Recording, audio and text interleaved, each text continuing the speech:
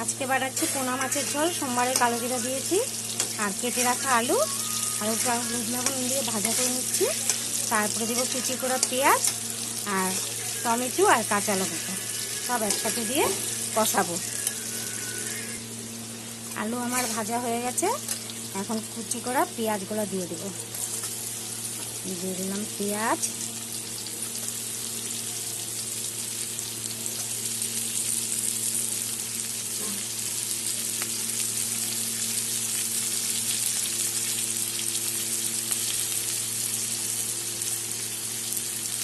পেঁয়াজটা এখন মোটামুটি ভাজা হবে। তারপরে টমেটো আর কাঁচা লঙ্কা, কেটে রাখা কাঁচা লঙ্কাগুলো দিয়ে দেবো।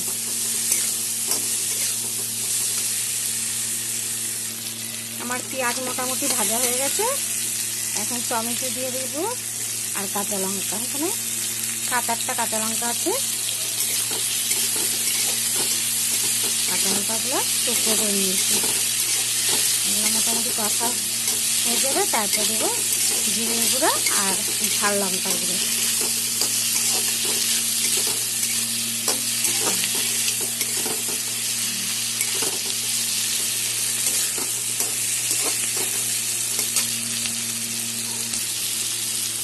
সব কিছু নরম হয়ে গেছে, পেঁয়াজ কাঁচা লঙ্কা টমেটো সব নরম হয়ে গেছে। এখন মশলা দিয়ে দিই। এখানে 1 চামচ জিরার গুঁড়ো, 1 চামচ ঝাল লঙ্কার গুঁড়ো আর অল্প কাশ্মীরি লঙ্কার গুঁড়ো, একটা কালারের জন্য দিয়ে মশলাটা সব কষাবো।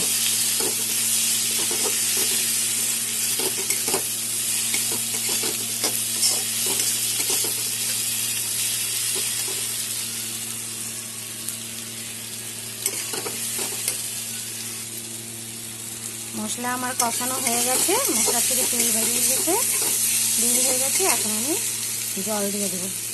মশলা প্লেটটা ধুয়ে অল্প জল দিয়ে দিলাম।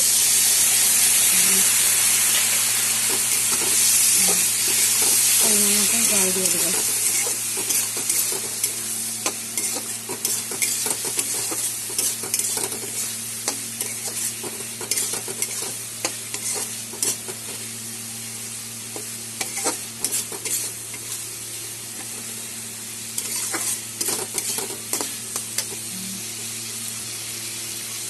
দিয়ে দিলাম জল।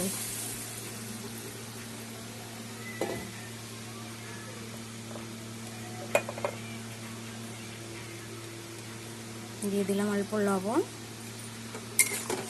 আলুটা সিদ্ধ হলে, ঝোলটা ফুটে উঠলে আমি মাছগুলো দিয়ে দেবো। মাছ আর